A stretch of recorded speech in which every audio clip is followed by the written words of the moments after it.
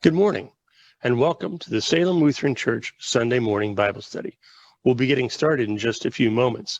If you'd like to join in on the discussion, please join us by going to slcw.org and clicking the link to join the group. We'll be starting in just a few moments. Well, good morning, and welcome to Salem Lutheran Church's Bible study. I'm a little bit under a handicap right now. I just realized I left my glasses in the other room, so I'm going to take me a little trouble to read. So, anyways, today we are discussing Psalm 140, if I'm seeing it right. Psalm 140, I'm going to just read my introduction to you. It says, this psalm is titled "To the Chief Musician, a Psalm of David." The theme is similar to many of David's other psalms in which he cried out to God in a time of trouble. This trouble seems to be slander against him, perhaps when he was a fugitive escaping from Saul's court.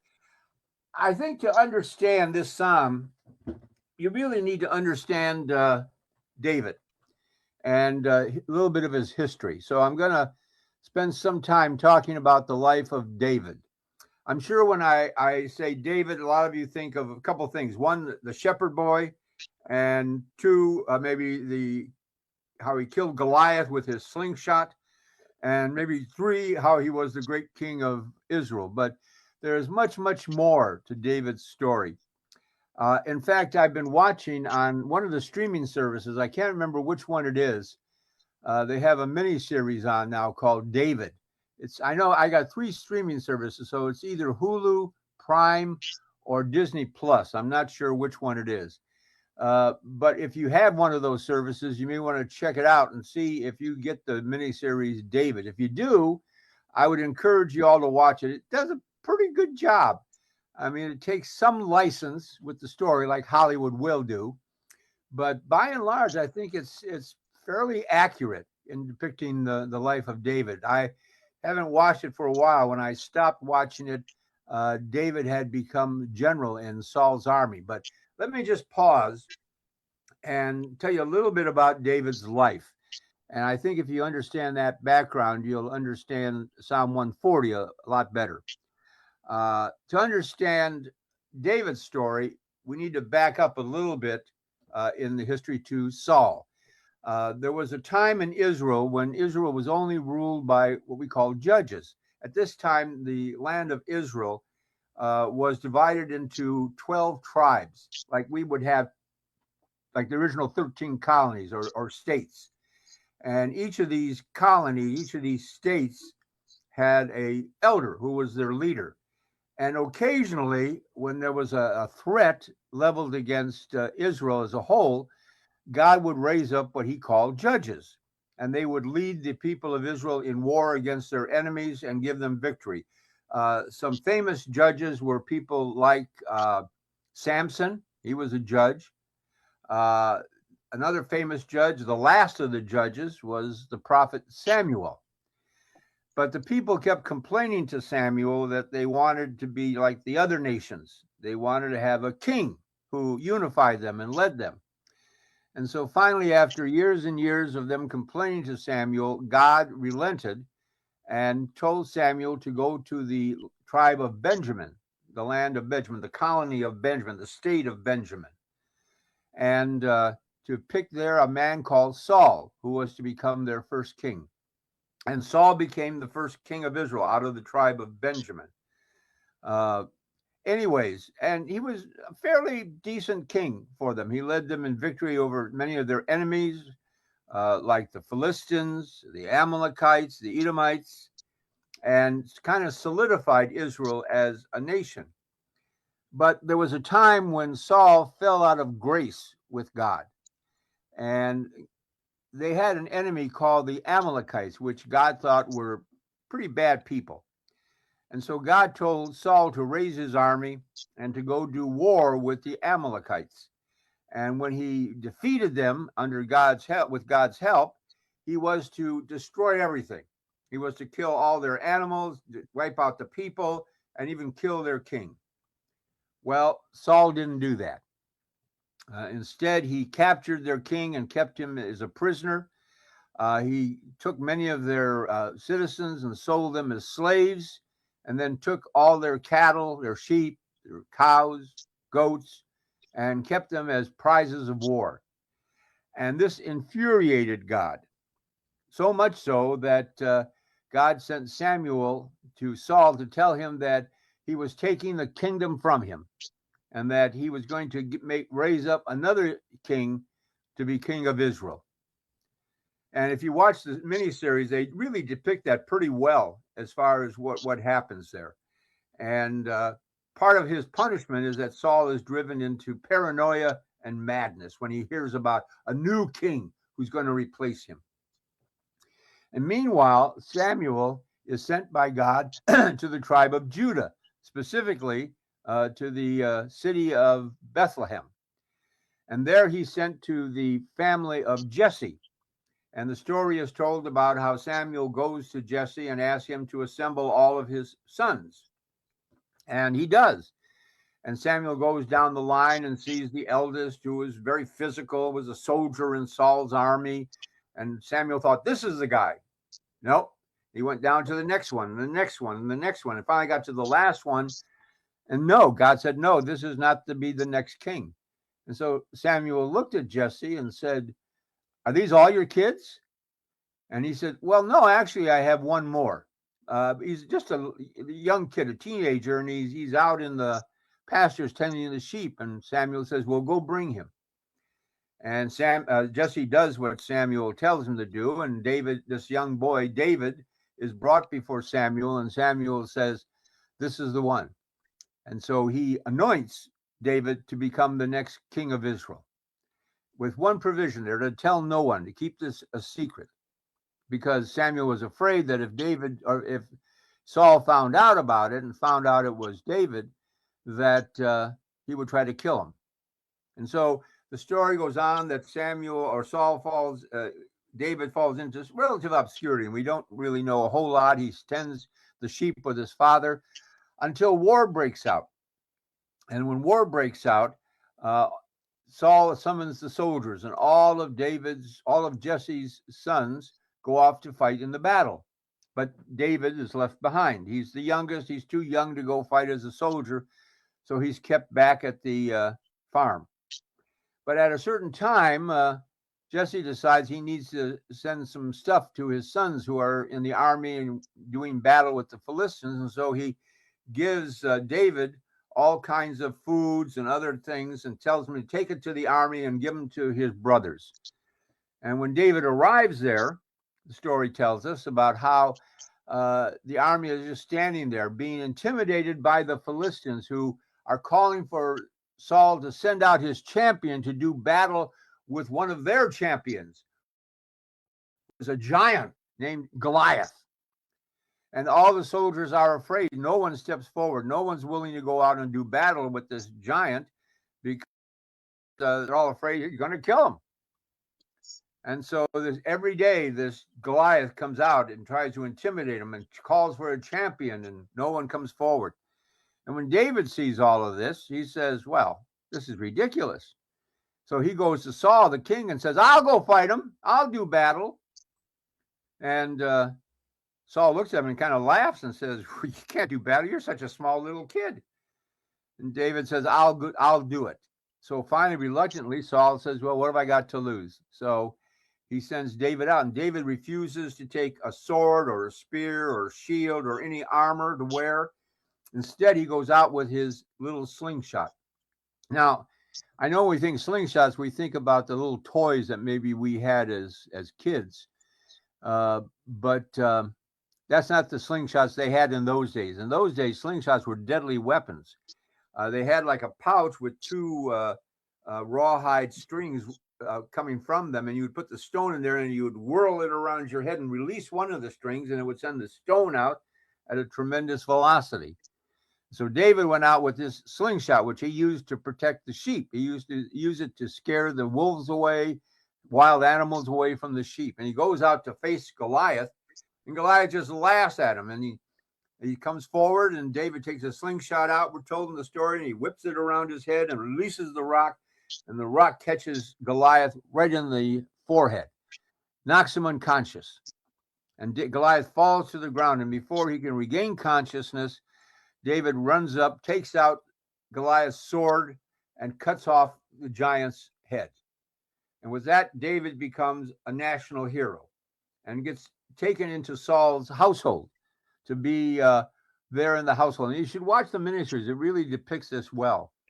Well, David ends up becoming this great champion for the people of Israel, great hero. He killed Goliath, and eventually he becomes a part of Saul's army, becomes one of the generals because he leads the soldiers into victory after victory after victory.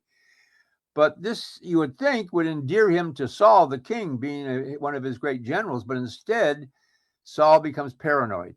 He sees the popularity of David rising. He sees David as a threat to his kingdom and to his kingship.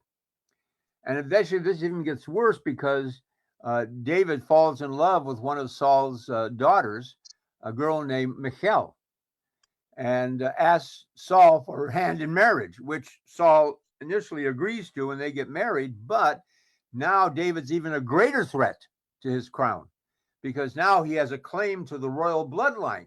He is the son-in-law of the king. He's part of the family.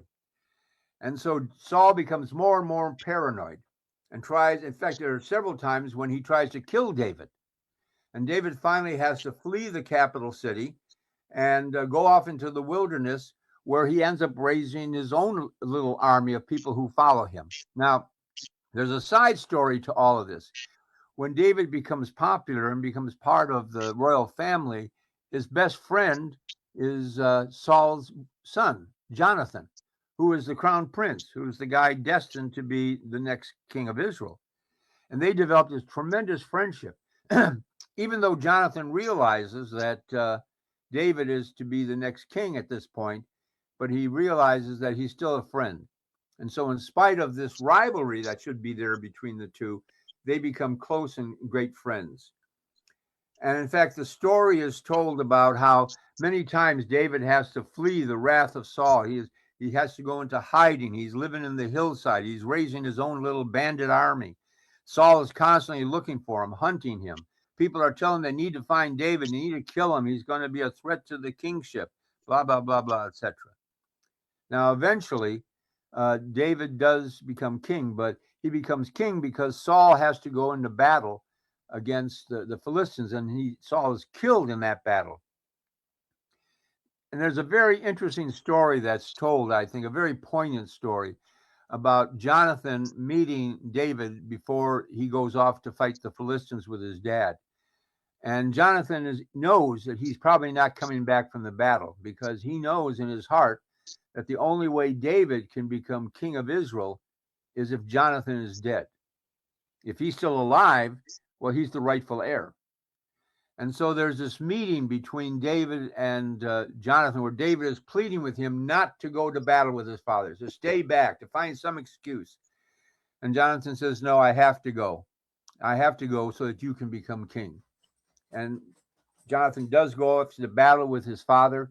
They fight the Philistines. The Philistines defeat them. Saul is killed by the Philistines, and so is Jonathan. And David ultimately becomes the next king of Israel. That's kind of the story, at least what's important to understand this psalm. Because if you look at the psalm is talking about all the problems David has, about how he is constantly being attacked by people, being slandered by people, being talked evilly about by people. And he's asking for God to give him help and to support him in this struggle that he has. And that's where we join in the psalm. We could go on talking about the life of David because he becomes king and becomes one of the great kings of Israel, the greatest of all the kings. Leads Israel into becoming its own unified nation. Eventually captures the city of Jerusalem, which was at that time when David was becoming king, was actually controlled by a tribe, a non-Israelite tribe called the Jebusites. And David laid siege to that capital city and conquered it and made Jerusalem his capital city. Anyways, that's maybe the only part of the story you need to understand. So, what is the psalm talking about? The psalm is talking about how David is constantly being assaulted by other people. And you can see that in the opening verses. Deliver me, O Lord, from evil men. Preserve me from violent men who plan evil things in their hearts. They continually gather together for war. They sharpen their tongues like a serpent. The poison of asp is under their lips. Selah. And so you hear David talking about that time before he became king, the time when he was being slandered by the people in the court. Everybody who was loyal to Saul saw David as a threat. And so they were talking bad things about David. They were telling Saul that he should get rid of David, that he should have him killed. And then when David escapes the capital city, Saul continues trying to find him, to kill him. And so here is David, who has been told he's to be the next king, and yet he feels like he's constantly under assault. People are talking bad things about him. People are telling him he should be killed. People are hunting him. He's having to run. He's having to hide. He's having to escape all of this stuff. And he's praying to God, deliver me, O Lord, from evil men. Preserve me from violent men who plan evil things in their hearts. The psalm is also interesting because of the way it starts. The psalm has no, hey, God, it's David here. How are you doing? How are things going? No, he goes straight to his complaints, straight to his requests. Deliver me, O Lord, from evil men. He's talking about Saul. He's talking about the people in Saul's court. He's talking about these people who are plotting his death, his assassination. He's talking about these people who are advising Saul about what a terrible person David is, how he needs to get rid of David. Deliver me, O Lord, from evil men. Preserve me from violent men who plan evil things in their hearts. They continually gather together for war. They sharpen their tongues like a serpent. Now, by the way, I should little pause here. In those days, they believed that snakes are poisonous. But where did the poison come from? Well, in those days, they believed that actually the poison came from the snake's tongue, and that he would take that poison on his tongue and put it on those fangs. And that's how you would get, when you got it bit by a snake, that's what killed you. That's where the poison came from. Now, we know that's not true. We know the poison comes from the fangs. But in those days, they sharpened their tongues like a serpent. They're trying to poison Saul. They're poisoning people against me, just like a snake does, like a serpent. We're not really sure what kind of snake that was they were talking about. It's interesting, the Hebrew word that's translated here as serpent actually should be translated adder or asp, A-S-P, asp. Perhaps you remember the asp, according to mythology. I don't know if it's true that Cleopatra, remember, she kills herself by letting an asp bite her. A lot of historians don't think that story is true, but anyways, they sharpen their tongue like a serpent. The poison of adders, is under their lips. That poison that comes from the lips and the tongue. So he's saying they're like snakes. Their tongues, their mouths, their lips are poisoning Saul, trying to poison people against me. They're turning people against me. And then he says, Selah. Selah is an interesting word. Selah is kind of like a command to pause, to stop for a second. So he's saying, he says all these things, then he just says, let's think about that. So it's like a pause in the psalm, and let's meditate upon what they're saying. And so he sits and says, okay. Now, I guess the contemporary thing that might kind of refer to, we can get out of this, is not just the historical fact of David being under assault, but I have a feeling that many of you who are listening to me today maybe have experienced the same kind of thing that Saul or David is experiencing. People saying terrible things about you, people talking evil against you, people trying to turn people against you. And when I read that and I thought about that myself, I thought about times in my own life. I remember when I first got to Zion as the new pastor. They had really been without a senior pastor for quite a long time. And what happened in that time, there was a couple guys who kind of assumed a lot of power at the church. They thought they were in control of the church. And then I come along, and anybody who knows me knows that I'm rather strong personality. And I've been told that I'm opinionated, but anyways, I don't think so. I think I'm a real pussycat. Uh, but I remember when I was doing a year of practical work when I was working on my PhD. That was an expression I used all the time. I'm just really a pussycat. And my supervisor in my program, he was a sort of an amateur cartoonist, and he drew this picture of a cat, and underneath it said, "I'm just really a pussycat." But if you look very carefully at the cat, you could see a feather hanging out of his mouth. And I've always kept that cartoon. I've got it in my files because I should get it framed and hung on my wall because I think it's an apt description. But what happened at the church was these couple guys decided that they felt threatened by this strong-willed, dominant pastor who just came into the church. See, I thought I was the pastor of the church. They thought they were. And so this clash happened very early in my ministry there. I don't know if Barb even remembers all that when I first got there. That No, was I don't remember. 88, 89. And it was before my wife even joined me. And it really got pretty bad. But what was happening is these guys were just making up stuff about me. Anything they could say to people to kind of tear me down. And it got to the point when I did talk to these men, I always made sure there was a witness present, someone who could give testimony to what I actually said or what I actually did. So I'm sure many of us have experienced that same kind of thing. People who took a dislike to us for whatever reason and decided that the best way to come at us was to try to destroy our reputation. So they would lie about you. They would knife you in the back. People who would smile at your face and then as soon as you turned around, put a knife in you. If that's ever happened to you, then you understand what David is talking about because he's feeling that. He's feeling like he hasn't done anything wrong. He's tried to be a loyal servant to Saul. He's tried to lead his armies in victory.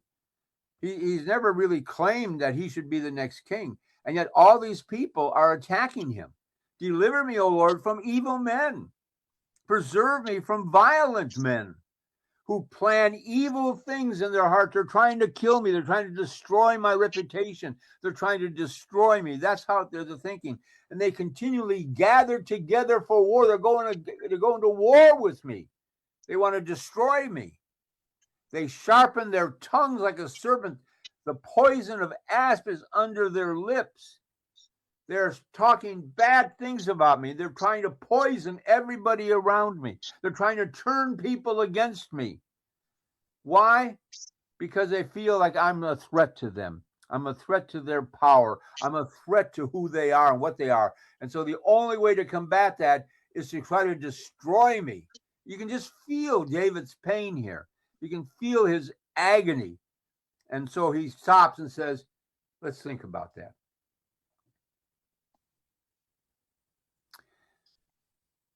Now, David eventually, as we know from the story of his life, overcame that. Eventually, he does become the great king of Israel. He unifies the 12 tribes under his leadership, unifies the land of Israel. In fact, the kingdom that David established is basically the same boundaries that exist for the state of Israel today, which is why I always get a kick when I hear people talking about how Israel's going to give up this piece of land or that piece of land. And I always say, no, they won't, because the borders they've established are basically the kingdom of David. And they see that as God's gift to them. And so to give up some of that land is to go against the will of God. So they're never going to give up any of that land. That's my read on that. But David established the kingdom of Israel, made them a world power, became a rich nation. And under his son, Solomon, they became the most powerful nation of their time. They controlled vast trade routes. He became wealthy beyond his means. And if you read the description of Solomon and his palaces and his kingdom and his lands, you can see the power that he inherited from David and this great standing army.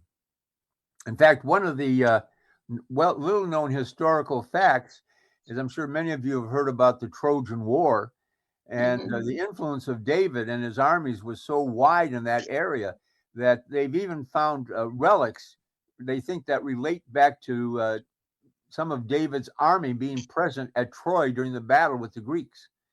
So that's how far reaching David's power and force was. If Israel was on the eastern part of the Mediterranean, and Troy was on the western part of modern Turkey, so long distance away from Jerusalem and from Israel.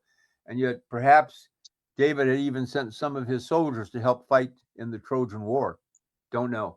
Just a little historical fact. Well, anyways, my time is up. So I'm going to stop, and we're going to pick the story up of the Psalm next Sunday. So I hope you enjoyed me telling the story of David and trying to set that as a historical background. And I hope you'll join me again when we continue hearing David moaning and groaning about the evil men who are coming against him and looking to God for his help and his strength. And with that, I turn it over to Tim and say, what's happening today? Oh, before I forget, happy Mother's Day to all of you out there. Thank you. Yes, happy Mother's Day to all the mothers in our church and beyond. We wouldn't be here without you. Let's be clear. So happy Mother's Day. The event that we're having today, starting at 10 a.m., we have our worship in the sanctuary. Please join us here at the church for our worship. We are also available to be watched online on Facebook Live. Then when we go live, about 5 minutes before the service starts at 10 a.m., and hopefully you'll join us for that as well. Following worship, we have some fellowship and our normal activities on a Sunday, the second Sunday of the month. We head to Brookdale for worship on the road. We have a worship service with communion there at the senior living facility at Brookdale. And if you'd like to hear my sermon for a second time, you can come and join us there. I do deliver the same sermon that we have for Sunday morning. After that, we have on Monday, NFL Monday Night continues, and that is starting at 6 p.m. We have a hot meal, and following that at 7 p.m. we watch an episode of the Chosen series and discuss it in detail. We break when we're done talking. So if you'd like to join us for either of those events, bring your appetite for the meal, bring your mind for the watching of the episodes, and join us as we continue to immerse ourselves in the Word. Now, on Friday, next Friday, is our cover-to-cover Bible study, and that happens at 7 o'clock. You can link to that by jumping onto our slcw.org page and join us by clicking that link that says click here to join group. That will get you into our meeting at 7 o'clock, and we talk about all different things that we've read, things that we like. We have questions asked and answered. We have prayer lists added to, and we do some praying, we do some reading, we do some discussion, and we have a quiz as well. So join us for that on Fridays as we continue to immerse ourselves in the Word and continue to do cover to cover our year-long project. I believe, with the exception of the other event that happens next Sunday at 9 a.m., that's all I have to say, and that is your Bible study at 9 a.m. here on Zoom. We'll continue our discussion of Psalm 140. Again, I would encourage you, if you get the chance, if you have the streaming service, watch the miniseries called David. It's actually pretty good, I think. Anyways, with that, I thank you, Tim, and just want to say to everyone out there, happy Mother's Day again. Hope you're having a wonderful time with your children. Hope you enjoy this day. I always think of my mother on Mother's Day and how she's responsible for me being, I think, a pastor. She was always the one who thought that's what I should do.